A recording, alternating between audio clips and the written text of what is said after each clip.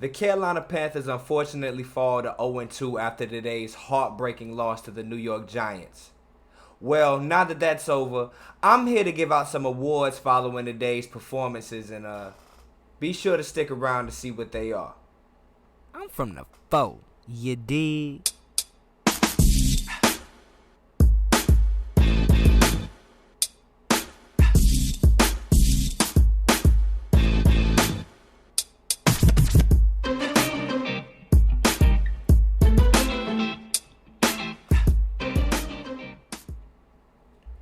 I'm not going to keep you all waiting. I am Jamario Rashad. This is the way I see it, but I have to hurry up and get to this. First, we have to talk about our first round pick, Ikem Ekwonu, the recipient of today's first. He should have stayed his ass in Charlotte award. He should have kept his ass in Charlotte, however you want to say it. He was absolutely terrible. Mr. Ekwonu, I only have one question, pimp. I don't understand. How the fuck do you get a job and fuck up everything?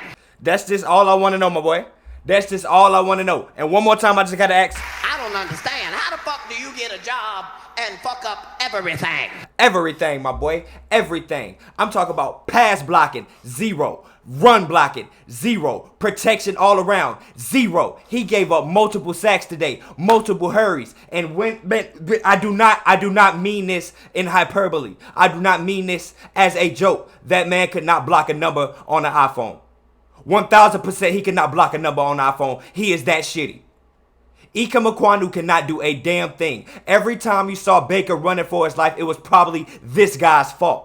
79 is terrible. This is 2 weeks in a row that his ass should have just stayed in the locker room, gave his jersey back, and took his ass to the CFL, XFL, or something different. But this guy is not it for us to have taken him as number 6 pick and not picked up a freaking quarterback, guy. Come on, Ekwonu. I don't understand. How the fuck do you get a job and fuck up everything? Everything, bruh. Everything, my boy. Everything. So, for the first recipient of the he should have kept your ass, or he should have kept his ass in Charlotte award, it goes to Ikem Ekwonu. And now let's move on to the second recipient of this same award, Baker Mayfield. I made a lot of excuses for Baker Mayfield last week. I said that second half he came alive. I said that he was going to be able to carry over that momentum that I saw. And guess what? Fluke. Hey, Baker Mayfield. I don't understand. How the fuck do you get a job and fuck up everything? My boy, you came out there and you provided absolutely nothing. And the biggest bone I got to pick with you, and I mean the absolute biggest bone I have to pick with you, is how Shi Smith has as many targets as DJ Moore. 6 between the two of them. Shi Smith had 1 catch for 2 yards on 6 targets. He's a 6th round pick. He is a 6th round pick. DJ Moore is our number 1 receiver, has been for the last 5 years. And you can only get the ball to him. You can only target him 6 times. He had a touchdown, and everything. You're throwing the ball all behind him. You can't get any back shoulder face. You're throwing balls in the dirt. Baker was absolutely terrible.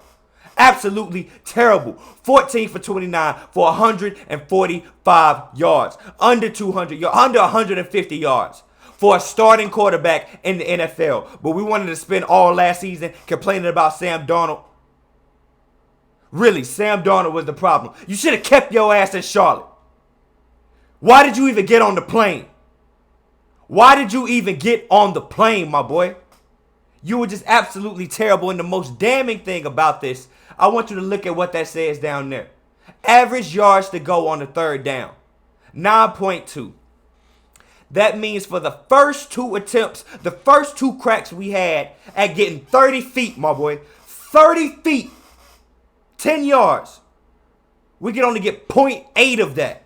Are we freaking serious, yo? Are we freaking serious? We couldn't do absolutely nothing. Nothing. DJ Moore can't get the ball. Why? Why? Baker. I don't understand. How the fuck do you get a job and fuck up everything? I mean everything, my boy. But guess what? Guess what? You were shitty, and guess what you are the recipient of today via Jamario Rashad and the way I see it. You should have kept your ass in Charlotte, Baker. You should have kept your ass in Charlotte, but guess what, my boy? Congratulations.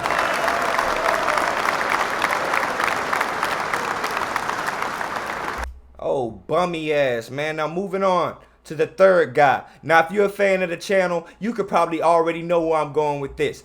Derek Brown, where are you? What do you do? What do you do? He gets zero push. He collapses no pocket. He stops zero run. He cannot move a push lawnmower on flat concrete. He's weak. He does nothing in the trenches. Nothing. 1 tackle, 0 hurries, 1 pass deflection. And that is not because he beat his man. That is because he was lucky on a freaking pass deflection after somebody whiffed to get around to block on a freaking screen. He's terrible. Terrible.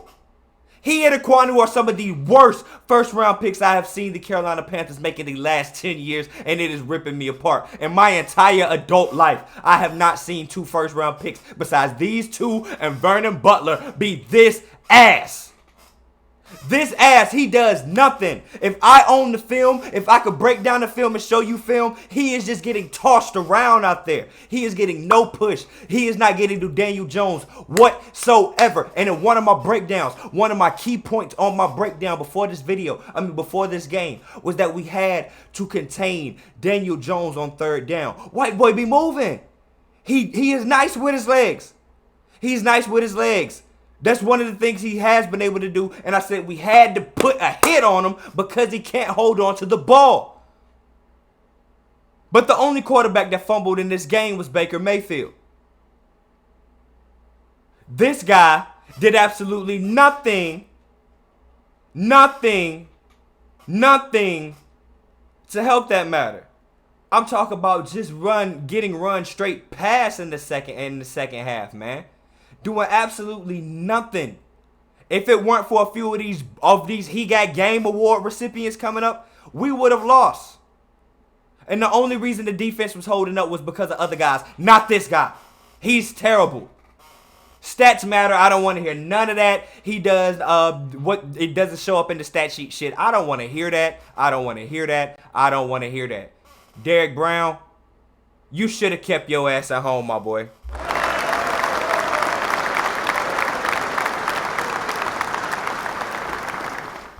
Can't push a lawnmower on concrete. Now moving on. He Got Game Award winners. Frankie Luvu. Let's go ahead, man. And Frankie, it's just one thing I gotta say, man. You know it's hard out here for a pill. I know it is, my boy.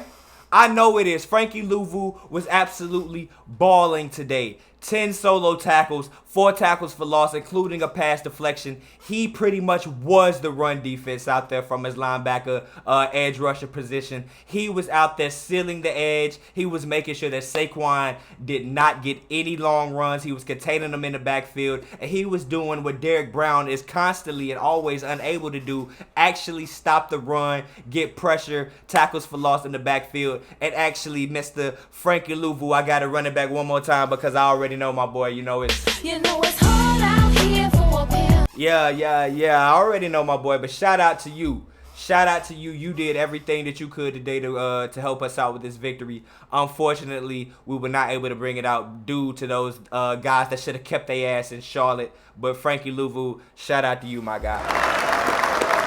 Legit shout out. For real. Moving on to the second He Got Game Award winner. Mr. Brian Burns. You know it's hard out here for the Spider himself, man. He was out there all over Daniel Jones today. I actually had a question in one of my previous videos about if he was going to actually be able to generate as much pressure as he did last year without Hassan Reddick being on the other side. And he has been in the backfield constantly over these first 2 games, and especially today. He put up two sacks, 2 tackles for loss, and he got his hands on Daniel Jones 4 different times. He was trying to do exactly what I instructed them boys to do, what Coach Rio told them boys to do. Put a lick on that boy, but unfortunately we weren't able to get the ball out. But Spider-Man did what he does each and every week without the help of the bust Derek Brown. But you already know. You know it's hard out here for a pimp. We already know, my boy. So shout out to you, B. Burns. He got Game Award recipient #2.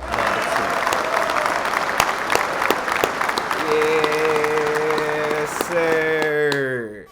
All right, and finally, our last He Got Game Award winner, Mr. Christian McCaffrey. You know it's hard out here for a pimp. I thought they was going to hold my boy down. I ain't even going to lie. He was struggling.